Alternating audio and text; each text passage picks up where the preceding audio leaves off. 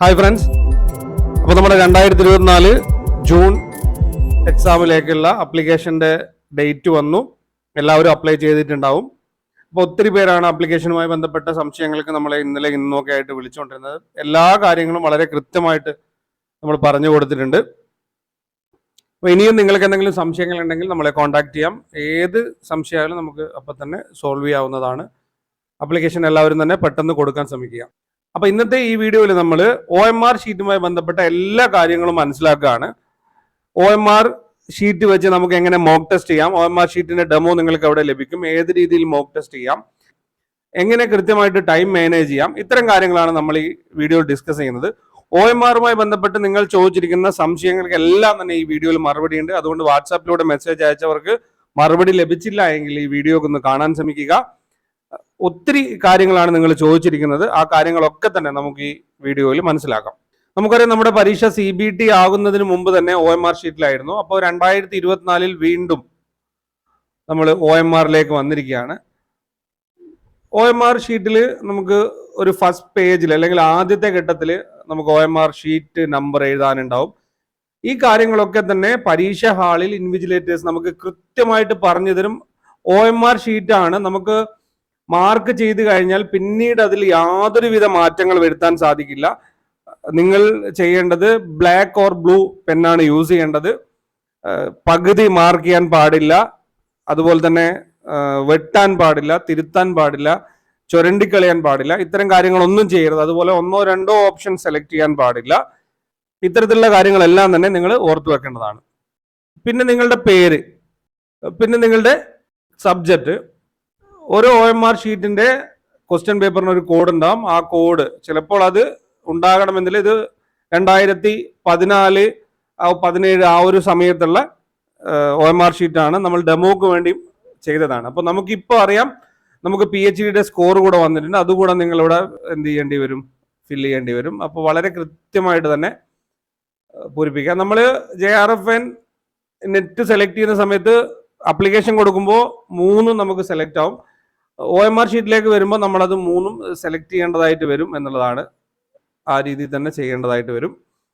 പിന്നെ പേപ്പർ 1ന്റെ കാര്യങ്ങൾ, പേപ്പർ 2ന്റെ കാര്യങ്ങൾ, നിങ്ങളുടെ ആപ്ലിക്കേഷൻ നമ്പർ, പിന്നെ നിങ്ങളുടെ റോൾ നമ്പർ, അത് പരീക്ഷ ഹാളിൽ നിന്ന് നമുക്ക് ലഭിക്കും. പിന്നെ നിങ്ങളുടെ സബ്ജക്റ്റ് കോഡ്, പിന്നെ നിങ്ങൾ പരീക്ഷ എഴുതുന്ന സെന്ററിന്റെ കോഡ്. ഇത്തരം കാര്യങ്ങൾ നമ്മൾ അതിൽ കൊടുക്കേണ്ടതായിട്ട് വരും. CBTയിലാകുമ്പോൾ ഇതൊക്കെ നമുക്ക് ഓട്ടോമാറ്റിക്കലായിട്ട് ലഭിക്കും എന്നുള്ളതാണ്. OMR ഷീറ്റിന്റെ ഫസ്റ്റ് പേജിൽ ഇതുപോലെയുള്ള കാര്യങ്ങൾ നമുക്ക് പരീക്ഷ ഹാളിൽ നിന്നും അവർ വ്യക്തമായിട്ട് പറഞ്ഞു തരും. ഇതിൽ യാതൊരുവിധ ഡൗട്ടും നിങ്ങൾക്ക് വേണ്ടതില്ല. കാരണം ഇതിന്റെ കൃത്യമായിട്ടുള്ള കാര്യം എവിടെയും കിട്ടിയിട്ടില്ല. ഇത് പഴയ ഒരു OMR ഷീറ്റിന്റെ ഡെമോ ആണ്. എല്ലാ സ്ഥലങ്ങളിലും ഈ പഴയ ഷീറ്റ് മാത്രമാണ് അവൈലബിൾ ആയിട്ടുള്ളത്. നമ്മൾ അതിൽ ഈ കാര്യങ്ങളും കൂടെ 1-2 കാര്യങ്ങളും കൂടെ ആഡ് ചെയ്ത് പറഞ്ഞു തരികയാണ്. നമുക്ക് പുതിയ ഷീറ്റ് ലഭിക്കണമെങ്കിൽ പരീക്ഷ കഴിഞ്ഞാൽ മാത്രമേ NDAയുടെ ഭാഗത്ത് അപ്ലോഡ് ചെയ്യും എന്നുള്ളതാണ് മനസ്സിലാക്കുന്നത്. ആദ്യമേ നൽകുകയാണെങ്കിൽ ഇപ്പോൾ അപ്ലോഡ് ചെയ്യേണ്ട സമയമായി. അതുകൊണ്ട് പരീക്ഷ ഹാളിൽ പോയി കഴിഞ്ഞാൽ ഈ കാര്യം നിങ്ങൾക്ക് ലഭിക്കും. അതിന് പുറമെ നിങ്ങൾക്ക് ലഭിക്കുന്ന കാര്യങ്ങളെല്ലാം തന്നെ ഊഹാപോഹങ്ങളാണ്. അത് യാതൊരു രീതിയിൽ നിങ്ങൾ എടുക്കേണ്ടതില്ല. അതുകൊണ്ട് തന്നെ പരീക്ഷാ ഹാളിൽ ഇൻവിജിലേറ്റേഴ്സ് ഈ കാര്യങ്ങൾ നിങ്ങൾ കൃത്യമായിട്ട് പറഞ്ഞു തരും. അവർ പറഞ്ഞു തരുന്ന രീതിയിൽ നിങ്ങൾ ക്ഷമയില്ലാതെ നിങ്ങളുടേതായ രീതിയിൽ ഒന്നും ചെയ്യേണ്ടതില്ല. അവർ പറഞ്ഞു തരുന്ന രീതിയിൽ മാത്രം ഫില്ല് ചെയ്യാൻ ശ്രമിക്കുക. നിങ്ങളുടെ അറിവ് വെച്ച് യാതൊന്നും ചെയ്യേണ്ടതായിട്ടില്ല. ഇത്തരം കാര്യങ്ങളാണ് ഇതിൽ ഉണ്ടാകുക എന്നുള്ളത് നിങ്ങൾ മനസ്സിലാക്കുക. ഇതിനായിട്ട് നമുക്ക് വേറെ തന്നെ സമയം തരും. നമ്മുടെ പരീക്ഷ എഴുതുന്ന സമയം ഇതിനായിട്ട് എന്തായാലും ഉപയോഗിക്കില്ല എന്നുള്ളത് നിങ്ങൾ ഓർത്തു വെക്കുക. ഇനി രണ്ടാമതായിട്ട് വരുമ്പോൾ നമുക്ക് ജനറൽ പേപ്പർ ആണ്. ജനറൽ പേപ്പറിൽ നമുക്ക് 50 ചോദ്യങ്ങളാണ്. 100 മാർക്കിനുള്ള 50 ചോദ്യങ്ങൾ. അതിൽ ഓരോ ചോദ്യത്തിന്റെയും എല്ലാ ഓപ്ഷൻ ആയിട്ടുള്ള ബബിൾസ് നിങ്ങൾക്ക് ലഭിക്കും. അതിൽ ഏതാണോ ഓപ്ഷൻ എന്നുള്ളത് നിങ്ങൾ സെലക്ട് ചെയ്യാം. ഇതിൽ ഇമ്പോർട്ടൻ്റ് ആയിട്ടുള്ള ഒരു കാര്യം പറയാനുള്ളത്, നിങ്ങൾ CBT ആവുമ്പോൾ നമ്മൾ അവിടെ ജസ്റ്റ് ഒരു ക്ലിക്ക് ചെയ്യണം എന്നുള്ളതിൽ മാറി ഇവിടത്തേക്ക് വരുമ്പോൾ നമ്മൾ ബബിള് ഫില്ല് ചെയ്യണം എന്നുള്ളത് മാത്രമാണ് ഇവിടെ ഒരു ഡിഫറൻസ് വരുന്നത്. ഓക്കെ, മാത്രമല്ല ചോദ്യങ്ങൾ നമുക്ക് ലഭിക്കുന്നത് കൊണ്ട് തന്നെ വളരെ കൃത്യമായി വായിച്ച് മനസ്സിലാക്കി അറിയാവുന്ന ചോദ്യങ്ങൾക്ക് വളരെ എളുപ്പത്തിൽ ഉത്തരം എഴുതാൻ കഴിയും. പിന്നീട് എല്ലാവരും ചോദിക്കുന്ന ഒരു സംശയം എന്ന് പറയുന്നത്, ഇപ്പൊ പേപ്പർ 1 ഒരു ടൈം, പേപ്പർ 2 വേറൊരു ടൈം ആണോ എന്നുള്ളതാണ്. അങ്ങനെയൊന്നുമില്ല. 2 പരീക്ഷയും ഒരുമിച്ചാണ് നടക്കുക. നിങ്ങൾക്ക് ഏത് പരീക്ഷ വേണമെങ്കിലും ആദ്യം എഴുതി തുടങ്ങാം. നിങ്ങൾക്ക് പേപ്പർ 2 ആണ് നിങ്ങൾക്ക് വേണ്ടതെങ്കിൽ അത് എഴുതി തുടങ്ങാം. പേപ്പർ 1 ലാസ്റ്റ് എഴുതിയാലും പ്രശ്നമില്ല. ഇതിന്റെ ഒരു കാര്യം എന്ന് പറയുന്നത്, നിലവിൽ CBT മോഡിൽ എങ്ങനെയാണോ പരീക്ഷ നടക്കുന്നത് ആ രീതിയിൽ തന്നെയാണ് പരീക്ഷ നടക്കുക.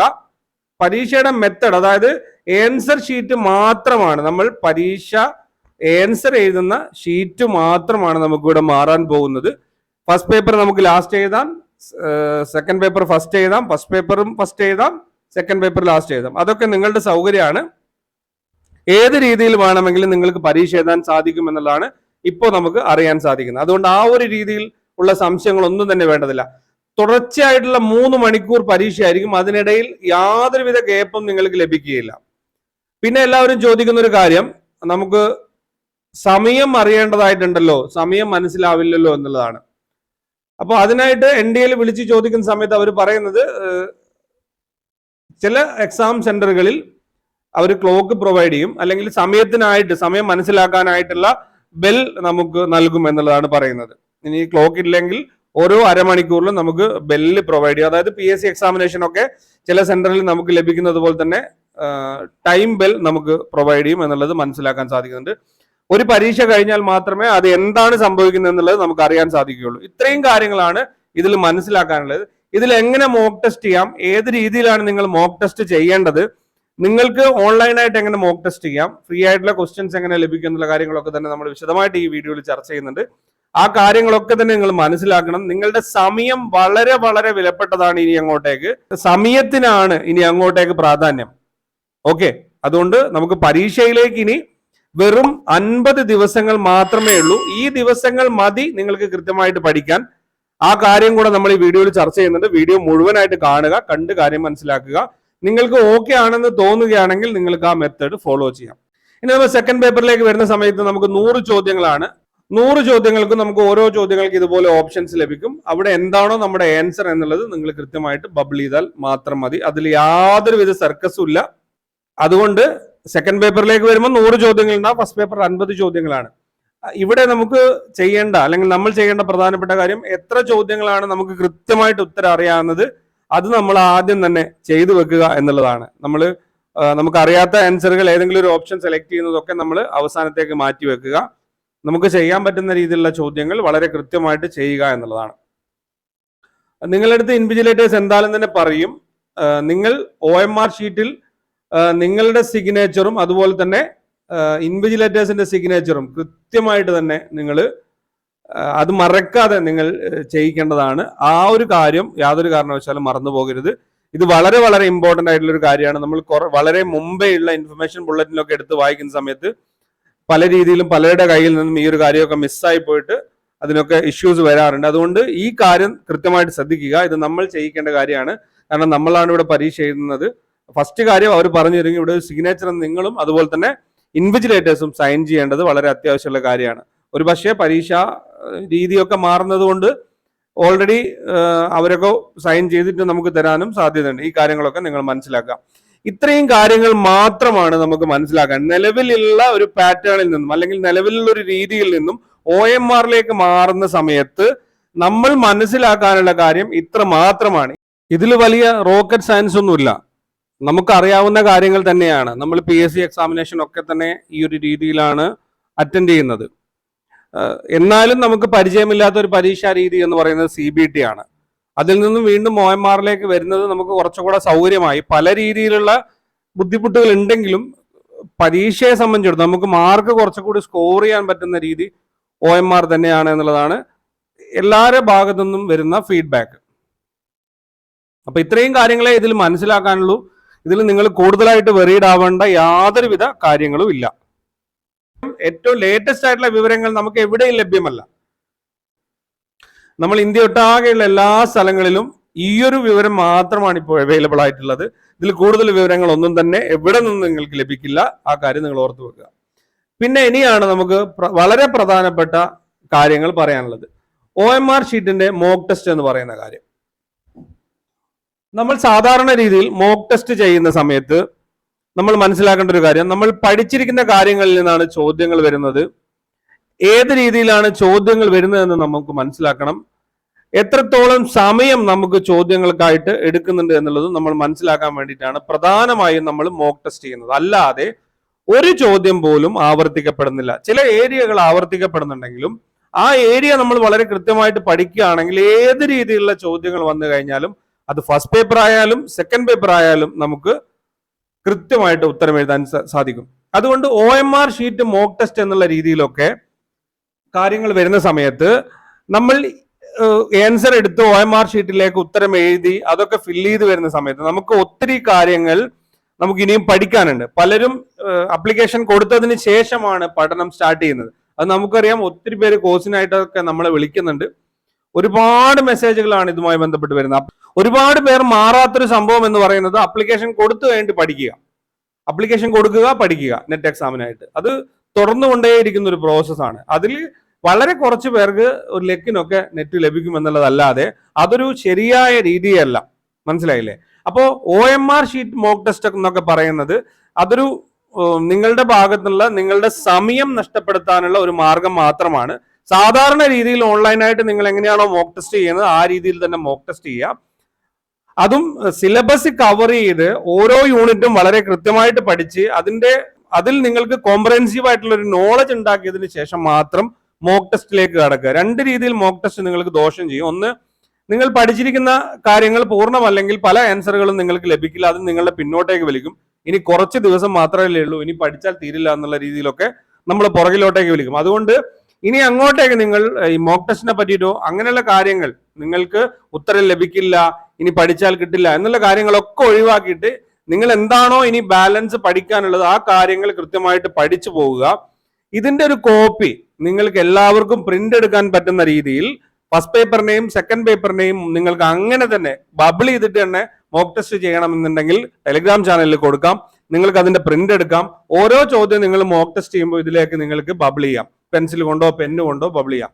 അല്ലാതെ അതിനായിട്ട് കൂടുതൽ സമയം നിങ്ങൾ നൽകുമ്പോൾ നിങ്ങൾക്ക് ഒരുപാട് സമയനഷ്ടം ഉണ്ടാവും. നിങ്ങൾ പല സ്ഥലങ്ങളിൽ നിന്നായിട്ട് കോഴ്സുകൾ എടുത്തതായിരിക്കും. നിങ്ങൾ ഇതിനായിട്ടൊരു സമയം മാറ്റി വെക്കുമ്പോൾ നമ്മുടെ ജീവിതത്തിൽ സമയം വളരെ വിലപ്പെട്ടതാണ്. നമുക്ക് മൊത്തമായിട്ടുള്ള സമയത്തിന്റെ ചെറിയൊരു ഭാഗം മാത്രമാണ് നമ്മൾ ഈ പ്രിപ്പറേഷൻ ആയിട്ട് കൊടുക്കുന്നത് തന്നെ. ആ സമയം കൂടെ നമ്മൾ ഈ ഇത്തരത്തിലുള്ള യാതൊരു ഉപകാരമില്ലാത്ത കാര്യത്തിന് വേണ്ടിയിട്ട് ചെയ്തു കഴിഞ്ഞാൽ നമുക്ക് പഠിക്കാനുള്ളതും നമ്മൾ ഇനിയും കവർ ചെയ്യാനുള്ള ഏരിയ ഒക്കെ നമുക്ക് നഷ്ടമാകും എന്നുള്ളതാണ്. ആ ഏരിയയിൽ നിന്നായിരിക്കാം നമുക്ക് ഒരു പക്ഷേ ചോദ്യങ്ങൾ വരുന്നതെന്ന് മനസ്സിലാക്കാം. അതുകൊണ്ട് OMR ഷീറ്റ് മോക്ക് ടെസ്റ്റ് എന്നുള്ളതൊന്നുമില്ല. നമ്മൾ PSC പരീക്ഷയ്ക്കൊക്കെ ബബിൾ ചെയ്തിട്ടാണോ ചോദ്യങ്ങൾ പഠിക്കുന്നത്? അല്ല. നമ്മൾ ചെയ്യേണ്ടത് നമ്മൾ മോക്ക് ടെസ്റ്റ് ചെയ്യുക. ബബിൾ ചെയ്യുക എന്ന് പറയുന്നത് നമുക്ക് കൈവിറയലൊക്കെ ഉണ്ടെങ്കിൽ നമ്മൾ അത് 1-2 പ്രാവശ്യം ഒന്ന് ബബിൾ ചെയ്ത് കഴിഞ്ഞാൽ തീരുന്ന പ്രശ്നമേ ഉള്ളൂ. എല്ലാത്തിനും ഒരേ രീതിയിൽ തന്നെയാണ് ബബിൾ ചെയ്യേണ്ടത്. അല്ലെങ്കിൽ ഒന്ന് വലുത് ഒന്ന് ചെറുത്, അല്ലെങ്കിൽ ഒന്ന് ചതുരത്തിൽ ഒന്ന് റൗണ്ട് ആയിട്ട് ഒന്നൊരു ഓവൽ ഷേപ്പ്, അങ്ങനെയൊന്നും അല്ലല്ലോ. എല്ലാം ഒരേ രീതിയിൽ തന്നെയാണ്. അപ്പോൾ അത് നിങ്ങൾക്ക് പറ്റുന്നില്ല എങ്കിൽ ഒരു ചെറിയ രീതിയിൽ അതൊന്നും പരിശീലിക്കുക. അത് പരീക്ഷയുടെ തലേ ദിവസമോ അല്ലെങ്കിൽ ഒരു ദിവസം മുമ്പോ ചെയ്താൽ പറ്റുന്ന കാര്യമേ ഉള്ളൂ. മോക്ക് ടെസ്റ്റ് ചെയ്യേണ്ട എന്നുള്ളതല്ല, കൃത്യമായ കാര്യങ്ങൾ പഠിക്കുക. കാര്യങ്ങൾ പഠിച്ചതിന് ശേഷം നിങ്ങൾ എങ്ങനെയാണോ ഓൺലൈനായിട്ടൊക്കെ മോക്ക് ടെസ്റ്റ് ചെയ്യുന്നത് ആ രീതിയിൽ തന്നെ ചെയ്തു പോകുക എന്നുള്ളതാണ്. നമുക്കറിയാം നമ്മുടെ എക്സാമിനേഷന്റെ ഡേറ്റ് എന്ന് പറയുന്നത് ജൂൺ 16 50 ദിവസം മാത്രമേ നമുക്ക് ഇനി പരീക്ഷയിലേക്കുള്ളൂ. ഈ 50 ദിവസം ഫസ്റ്റ് പേപ്പറും സെക്കൻഡ് പേപ്പറും വളരെ കൃത്യമായിട്ട് നിങ്ങൾക്ക് റിവിഷൻ ചെയ്യാൻ സാധിക്കും. ഫസ്റ്റ് പേപ്പറിന്റെയും സെക്കൻഡ് പേപ്പറിന്റെയും ഒക്കെ റിവിഷൻ ക്ലാസ്സുകൾ നമ്മളുടെ ചാനലിൽ അവൈലബിൾ ആണ്. അതുപോലെ തന്നെ കോഴ്സായിട്ട് നിങ്ങൾക്ക് വേണമെങ്കിൽ വളരെ അഫോർഡബിൾ ആയിട്ടുള്ള ഒരു ഫീൽ നമ്മുടെ കോഴ്സിനൊക്കെ ജോയിൻ ചെയ്യാം. റിവിഷൻ ക്ലാസ്സുകൾ ലൈവ് ആയിട്ട് നിങ്ങൾക്ക് അവൈലബിൾ ആണ്. ലൈവ് ക്ലാസ്സിന് ജോയിൻ ചെയ്യാം, റിവിഷൻ ചെയ്യാവുന്നതാണ്. ഇനി അപ്ലിക്കേഷനിൽ വരുന്ന ഇഷ്യൂസ്, നിങ്ങൾക്ക് എന്ത് ഇഷ്യൂസ് ഉണ്ടെങ്കിലും നമ്മളെ കോൺടാക്ട് ചെയ്യാം. ഫോട്ടോ അപ്ലോഡ് ചെയ്യാൻ പറ്റുന്നില്ല, സിഗ്നേച്ചർ അപ്ലോഡ് ചെയ്യാൻ പറ്റുന്നില്ല, എമൗണ്ട് അടക്കുന്ന സമയത്തുള്ള ഇഷ്യൂ, അങ്ങനെ എന്ത് ഇഷ്യൂ ഉണ്ടെങ്കിലും നമ്മളെ കോൺടാക്ട് ചെയ്യാം. ഒത്തിരി പേരുടെ അപേക്ഷകൾ നമ്മൾ ഇതിനോടകം തന്നെ കൊടുത്തിട്ടുണ്ട്. സോ അതുകൊണ്ട് നിങ്ങൾക്ക് എന്ത് ആവശ്യം ഉണ്ടെങ്കിലും നമ്മളെ കോൺടാക്ട് ചെയ്യാം. മോർണിംഗ് 9 to നൈറ്റ് 9 o'clock വരെ നമ്മൾ അവൈലബിൾ ആയിരിക്കും. പിന്നെ സമയം നമ്മൾ പറഞ്ഞു കഴിഞ്ഞു. ടൈം മാനേജ്മെന്റ് ഇനി അങ്ങോട്ടേക്ക് വളരെ വളരെ ഇമ്പോർട്ടൻ്റ് ആയിട്ടുള്ള ഒരു കാര്യമാണ്. പലരും പറയും നമുക്ക് പഠിക്കാൻ സാധിക്കുന്നില്ല, പല ഇഷ്യൂസ് ആണ്. നിങ്ങൾ എങ്ങനെയാണോ പഠിച്ചു പോകുന്നത് കൃത്യമായ കാര്യങ്ങൾ ഓരോ യൂണിറ്റ് പഠിച്ചു പോവുക. അതിന് നിങ്ങൾക്ക് മോക്ക് ടെസ്റ്റ് അവൈലബിൾ ആണെങ്കിൽ മോക്ക് ടെസ്റ്റ് ചെയ്യാം. നേരത്തെ പറഞ്ഞ പോലെ തന്നെ OMR ഷീറ്റിൽ ബബിൾ ചെയ്യുന്ന അത്തരത്തിലുള്ള കാര്യങ്ങളൊന്നും ചെയ്യേണ്ടതില്ല എന്നുള്ളത്. പിന്നെ ആൻസർ ഷീറ്റിന്റെ കാര്യം കുറച്ച് പേര് ചോദിച്ചിട്ടുണ്ടായിരുന്നു. നമുക്ക് ആൻസർ കീ ഒക്കെ വരുന്നത് സാധാരണ വരുമ്പോൾ തന്നെയാണ്. ക്വസ്റ്റ്യന്റെ ആൻസർ കീ എങ്ങനെയാണോ CBTയിൽ വരുന്നത് അതുപോലെ തന്നെയാണ്. പക്ഷെ നമുക്ക് ഇതിന്റെ കോപ്പി ലഭിക്കും എന്നുള്ളതാണ് ഇപ്പോൾ അറിയാൻ സാധിക്കുന്നത്. നമ്മൾ എഴുതിയതിന്റെ ഒരു കാർബൺ കോപ്പി പോലെയുള്ള കോപ്പി നമുക്ക് ലഭിക്കും. അപ്പൊ നമ്മൾ എഴുതിയ ആൻസർ നമ്മുടെ കൈവശം ഉണ്ടാകും. അപ്പൊ കൃത്യമായിട്ട് ആൻസർ കീ ലഭിച്ചു കഴിഞ്ഞാൽ ഏതാണ് കറക്റ്റ് ആൻസർ എന്ന് നമുക്ക് മാർക്ക് ചെയ്യാനും സാധിക്കും. അതുപോലെ തന്നെ കൃത്യമായിട്ടുള്ള മാർക്കും നമുക്ക് ആൻസർ കീ വന്നു കഴിഞ്ഞാൽ പഴയ പോലെ അല്ലാതെ തന്നെ നമുക്ക് കാൽക്കുലേറ്റ് ചെയ്യാൻ പറ്റും എന്നുള്ളതാണ്. ഓക്കെ, അതൊരു വലിയ കാര്യമാണ്. ഇനി normalisation process and percentage score, അത് പലരും ചോദിക്കുന്നുണ്ട്. ഇനി ഒരു പക്ഷേ അതിന് പ്രസക്തി ഉണ്ടാവില്ല, കാരണം നമുക്ക് ഒരു ഷിഫ്റ്റിൽ തന്നെ പരീക്ഷകൾ അവസാനിക്കും. അത്രയും സെന്ററുകൾ ഉണ്ടാവും, കോളേജുകൾ അതുപോലെ തന്നെ മറ്റ് CBT സെന്ററുകളൊന്നും വേണ്ടതില്ലല്ലോ. നമുക്ക് ഓൺലൈൻ കമ്പ്യൂട്ടർ ബേസ്ഡ് ഇൻസ്റ്റിറ്റ്യൂഷൻസ് ഒന്നും വേണ്ടതില്ല. നിലവിൽ യൂണിവേഴ്സിറ്റി കീഴിലുള്ള കോളേജുകളിൽ തന്നെ പരീക്ഷകളൊക്കെ നടത്താൻ സാധിക്കും. OMR ഷീറ്റ് ആണ്.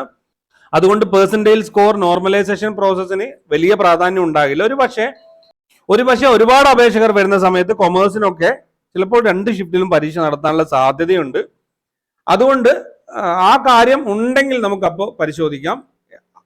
OMR ഷീറ്റ് ആയതുകൊണ്ട് തന്നെ നമുക്ക് മാർക്ക് കൃത്യമായിട്ട് മനസ്സിലാക്കാൻ സാധിക്കുമെന്നുള്ളതാണ്. കൂടുതൽ വിവരങ്ങൾ അറിയണമെങ്കിൽ നമുക്ക് 2024 ജൂൺ പരീക്ഷ കഴിയുക തന്നെ വേണം. ഇനി PYQs സ്റ്റഡി മെത്തേഡ്സ് ആണ്. എങ്ങനെ പ്രീവിയസ് ഇയർ ചോദ്യങ്ങൾ പ്രാക്ടീസ് ചെയ്യാം, നമ്മൾ അതിനായിട്ട് വീഡിയോ ചെയ്തിട്ടുണ്ട്.